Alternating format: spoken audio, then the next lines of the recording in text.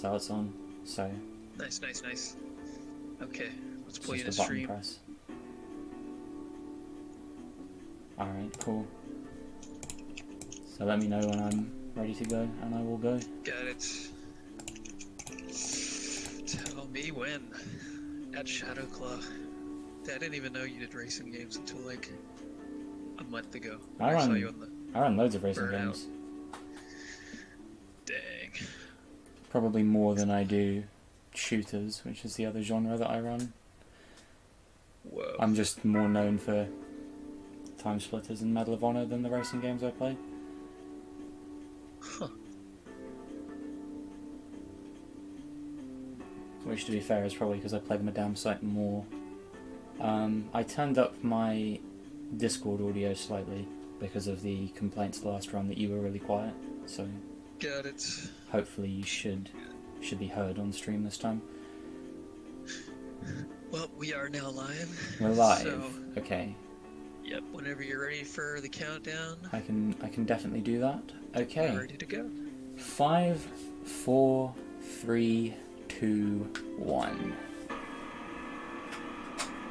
Okay, so I'm RealmCopier. This is redemption, hopefully, for the absolutely awful Time Splitters 2 run that I delivered you the other day. Gran Turismo 3 all-time trials. The basic premise here is that there are 10 There are 10 time trials in this game, and you have to beat every single one of them. You don't have to do them in order, which is lucky because this is the last one, and it's by far the hardest. Most time trials in this game are between 1.5 minutes and 2 minutes, and this one is just shy of 5.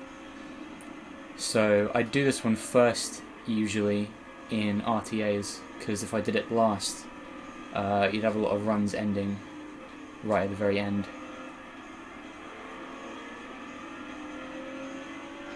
I did practice this quite a bit, specifically this time trial, because this is the one that I'm most sort of weary of messing up.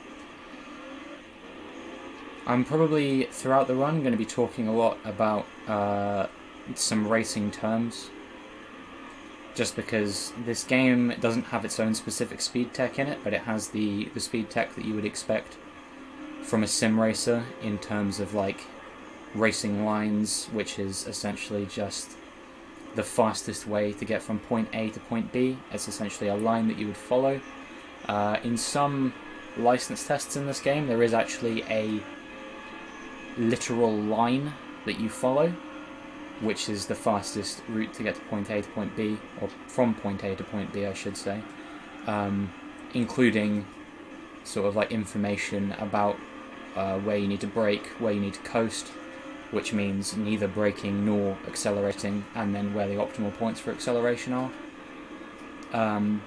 But I don't really think that I'm going to be talking much about any of that, just because in the time trial mode it's very much about what you can do yourself rather than what the game sort of gives you. So the game is actually kind of helpful in the regard that it tells you when the optimal times for braking around each corner are, which you'll see on my dash down there, which along with the speedometer and the rev meter, it's also showing what gear I am in at any given point. And not only does it tell me what gear I should be in as I approach a corner, but it also, the optimal gear will flash red when it is time for me to start braking, and will stop flashing at the approximate right time. You kind of need to get a feel for it yourself. It's not watertight. Like sometimes it'll send you off into the grass, and other times you'll brake way too early before the corner hits. So it's really, you just kind of need to play the game a lot, get a feel of what you're doing. I will admit I'm not perfect at this game quite yet. I've only been running this particular category for about a couple months at this point, probably. You know, when I submitted to this marathon, it was I kind of started running this game because I wanted to submit it to Speed Stuff for charity, not really, you know, I would have run this category eventually, I'm almost certain of it, but that was definitely the Kickstarter. So this is probably the hardest section of the complex string. It's a series of blind left-rights as you go over hills, and if you try and take a corner too aggressively, or if you have too much speed as you go over one of them, you will spin out. And basically, the reason that the time trials are so hard, and the reason why my estimate is 10 minutes over my PB, despite the fact that it's only a 25-minute game, is because if you go off the track, if you take all four wheels off your track, or you hit a cone, or on other tracks you hit a wall with too much speed, the run that you are on for that specific time trial is instantly over.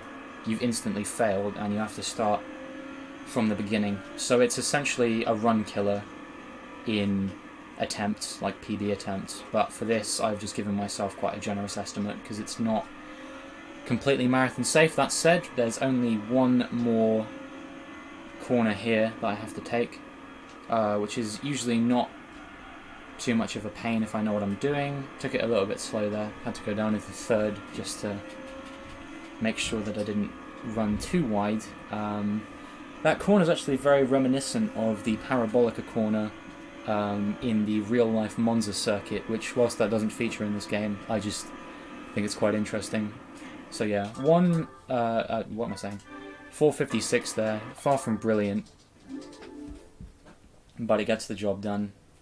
The gold medal time for that is a 4:49, but this isn't an all gold prizes run, because that would simply be too difficult. So now we have midfield raceway, and when you compare that to the complex string, this is a bit of a cakewalk, and now I say that, I'm going to screw it up.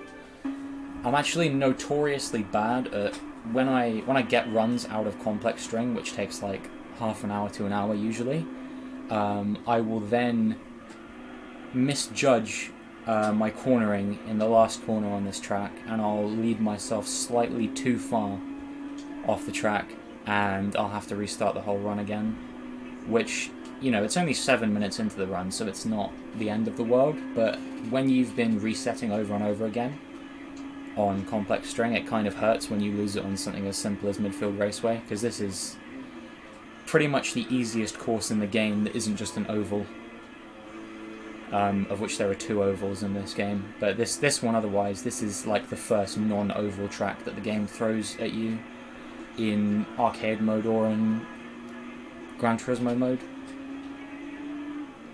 Just because it's really quite simple, you know. There's nothing. There's a quite a sharp corner coming up here, which you have to brake quite early for. I'm not going too far. That always scares the bejesus out of me whenever I take that corner, because I'm always so paranoid that I'm going to take it slightly too far, and if you go even a little bit too deep there, you'll end up spinning out and then spinning off the track. So there where I just drove over that curb, it kind of leads you and tempts you off the track to a place that doesn't really look like it's off the track, but it is, and it can really screw you over. But I made it through, and 125 is decent. Usually I'd want to go for like a 124 there, but it's a marathon, so it's not the end of the world. Next up, I believe, is Trial Mountain Circuit. Yeah. Now there are a ton of cool like skips on this track when you're playing in arcade mode run, which I didn't submit because it's 2 hours. But in this, because you have to stay on the track at all times, none of those skips really come into play, or any of the wall rides or anything like that. They're all completely obsolete in this run because you can't leave the track at any point. This track is a tad scary in some points, just because I like to take this corner very tight, and it means that sometimes I will end up hitting the wall. Also, somewhat scary is another corner coming up here. It's not too scary, really, but it can screw you over in some of the license tests in Gran Turismo mode. If you take it with too much speed, you very easily hit that wall on the right.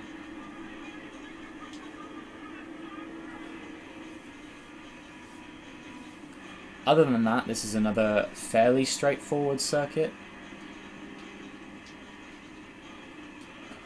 It's just a case of really just trying to carry as much speed as you can through the corners, hitting the apexes as best you can, For those that don't know what the term apex means, it basically is just the sort of peak of the corner, if you will.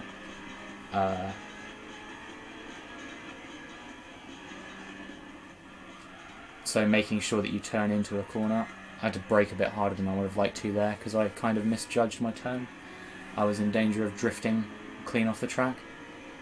So yeah, over that grassy patch off to the left is a really nice skip that you can do in arcade mode, but not possible to do in this category, sadly.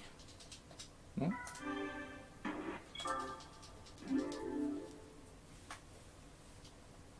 So we've got the fourth time trial coming up now. Oh no, we're not. We're going to the second one again. So that's just killed any hope of a PB because I accidentally spammed X too much. It's alright. That's only like a 20-second time loss. I'll definitely still be well within my estimate. The way I'm going. Okay, Tokyo Route 246.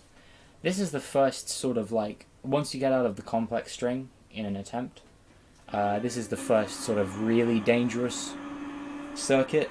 You really want to trust what the sort of guided braking is telling you.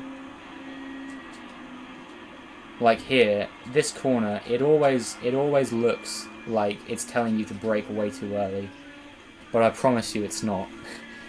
The amount of times I've just slammed clean into the left wall there is probably in triple digits in my time playing this game.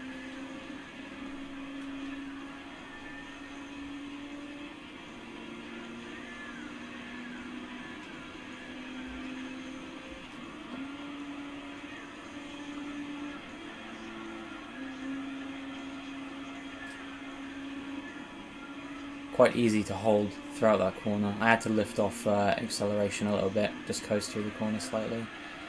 Yeah, it's the same thing with this corner. That's why I was really conservative through there, because I've hit the right wall a lot coming through that corner before, so I just was a little bit conservative, hit the brakes a little bit harder than I would have liked to, stayed off the accelerator, and in the end it all worked out for the best. Yeah, here's another one where you're very much in danger of hitting the walls if you carry too much speed through the corner. You can probably notice a theme in my commentary here, is that just basically the whole gambit of Tokyo Route 246 is trying not to hit the walls as best you can. You see I lightly tapped it there, that's fine. The game doesn't expect you to completely stay off the walls, but if you like give them like a mighty old smack, the game's like, nah, you have to do that again, sorry.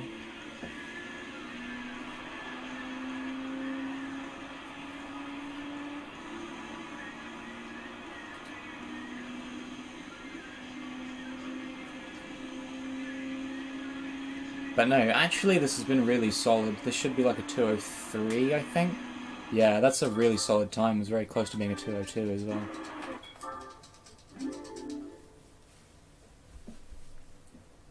I think I've got a 2 flat there on like a really good run before, but most of the time it's about that sort of speed that I'll take in attempts. Deep Forest Raceway is probably my least favourite course in this run, I'd say, with the exception of the final course in the run. Once again, you wanna trust your braking zones.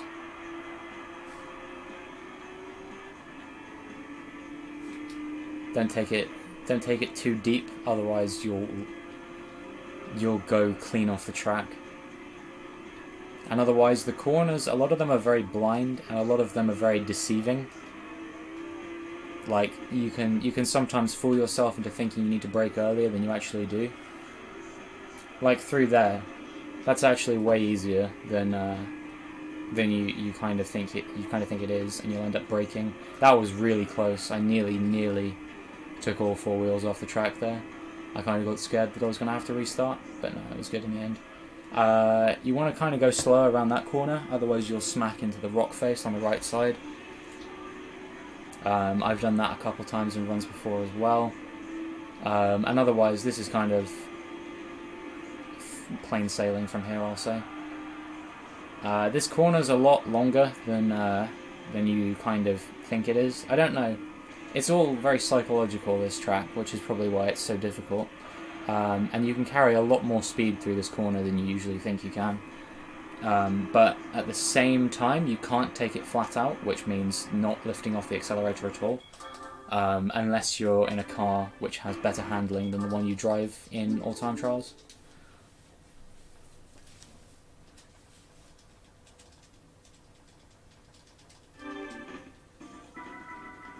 So next up is Laguna Seca. Laguna Seca in this game is one of two courses, which I believe is modelled off of a real race circuit in real life. The other one being Monte Carlo, but that does not feature in this run. It does feature in the arcade run, but like I said, that's 2 hours, and I thought it's probably too long to submit to a marathon like this.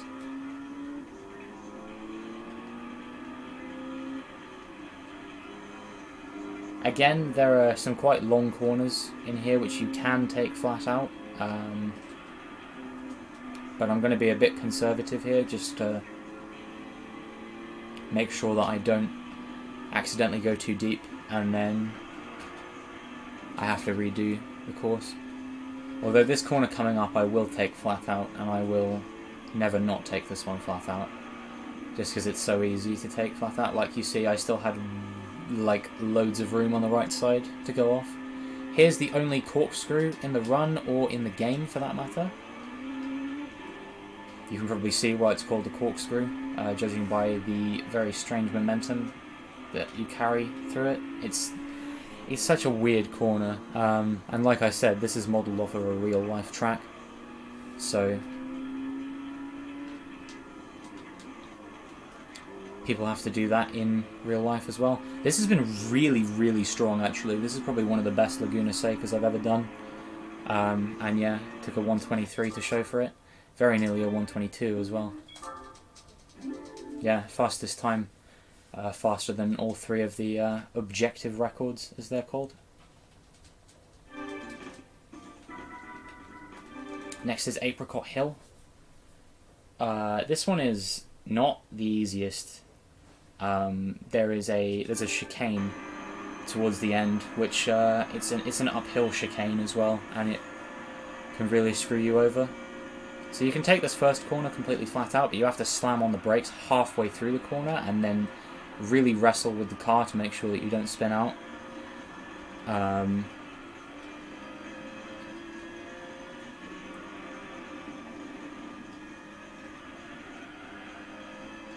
There's a lot of left-rights in that section, which are not the easiest, but at the same time, it's just kind of, once you're used to it, once you know your braking zones and you know where the sort of the right turning point is, it's not too bad. Got to really slow down for this one. I think I slowed down a tad early there actually, and it meant that I had to coast a little bit through the corner, because otherwise I was going to take it with too much speed and probably go off. So here's the uphill chicane I was talking about. The phrase chicane in this instance refers to a right-left sort of sequence, and there's cones on either side, so you really have to be careful when you're going through the corners if you're going to try and hit the apexes, because otherwise you'll smack into the cones. I actually lost a run that I had which was on pace to be a 23-minute time due to the cones in that chicane, so nowadays I'm a little bit more careful. It was actually quite a slow Apricot Hill, but I'd rather have a slow run than have to redo it. So now we've got Grand Valley, and this is the last of the road circuits in this run.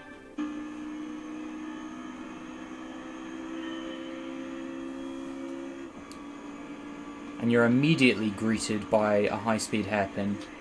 I hit the brakes a tad early there, but only like very slightly early, so I was still able to carry quite a lot of speed through the corner compared to if I'd hit the brakes like half a second earlier or something like that. And then there's another hairpin down here, The phrase hairpin in this instance, in case anyone's unfamiliar, just means a straight followed by a U-turn, which is then there's another straight coming out of it. Quite a prominent feature in this run actually, but I haven't really mentioned it so far. Just basically means to sort of double back on yourself, I suppose. Perform a U-turn in between two straights.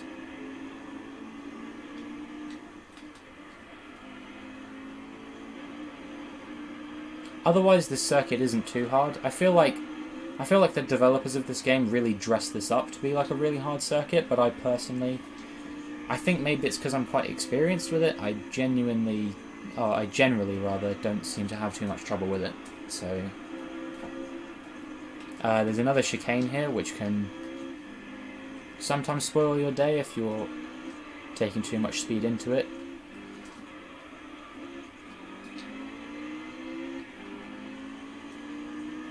But yeah, as you can see, fairly smooth sailing. Probably like a 149, I reckon it should be. Maybe a 150, not quite sure. Actually, yeah, it's looking like a 150. Oh, a 151. That's a little bit slower than I would have liked. Still good enough for third place. And now we go into the rally section of the run. There are two rally circuits, the Swiss Alps and the Tahiti Maze. The Swiss Alps is not too bad. It's just there's a couple of kind of sharp corners that you have to hit the brakes for, but most of the time you can just kind of drift through the corners. The Tahiti Maze, on the other hand, is really stressful as a final race. But hopefully I should be okay. You know, I haven't had any failures so far this run, which is what I was aiming for. I really thought I was going to get one then, because I accidentally turned left in mid-air, which is not something that you should try and do in a rally car. Typically speaking, I'm not too good at the rallies in this game. They're kind of a weak spot for me. Something I need to work on going forward is figuring out how to go faster in the rallies. But, you know, there are only 2 rallies in this run versus 8 road circuits, and in arcade I believe there are 8 rallies versus 26 road circuits. Maybe it's 10 versus 24, I'm not sure. Either way, there are a hell of a lot more road circuits than there are rally circuits, so I generally tend not to worry about them too much. Seem to be mixing up the word generally and genuinely quite frequently today.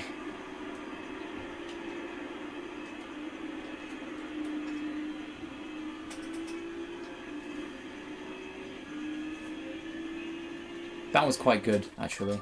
I'm happy with that. Usually I get a 126 there, so to get a 125 in a marathon run is quite nice. So now we're on to the final circuit of the race, or of the run, rather. And it's the Tahiti Maze circuit. You'll see why, when you look at the mini-map, why it's referred to as the Tahiti Maze. My controller seems to not be... okay. That was very strange, my controller just seemed to cut out for a second there.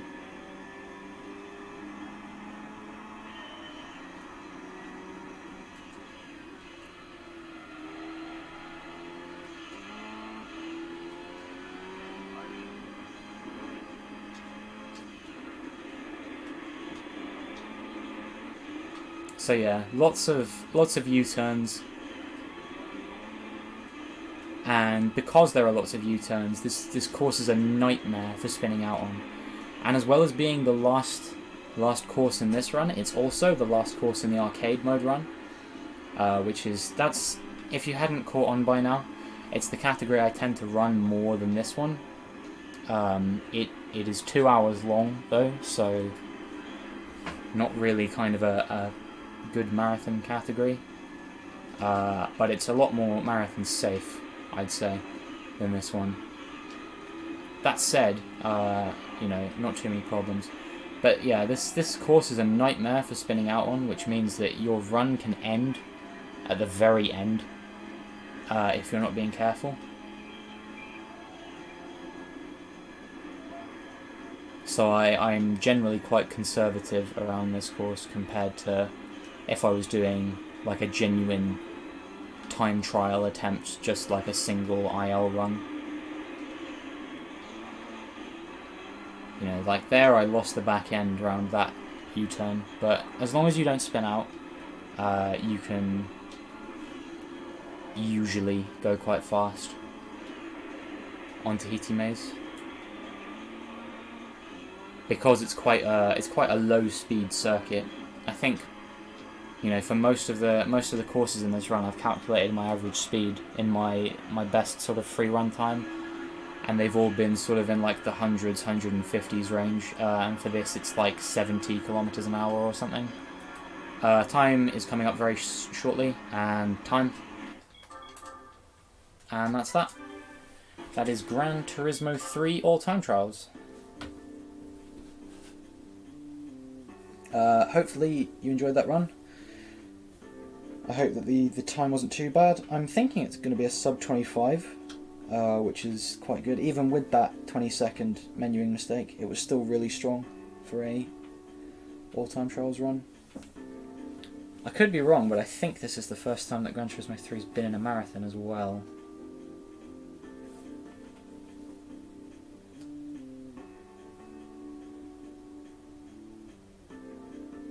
.24:37. That is good. That is good, given that I made such a big mistake. If I hadn't have made that mistake, that would have been like 9 seconds off of my PB. So that's really strong for a marathon scenario. So I will take that and run with it. Came quite nicely under estimate. Like I said, it was a very conservative estimate just because I was very worried that I would have to restart a time trial for, you know, going out of the track or hitting a wall or something like that, but that didn't happen. So yeah, thank you very much again for watching my run, and yeah, you will see me again in about 5 hours time, I believe, for Time Splitters 1.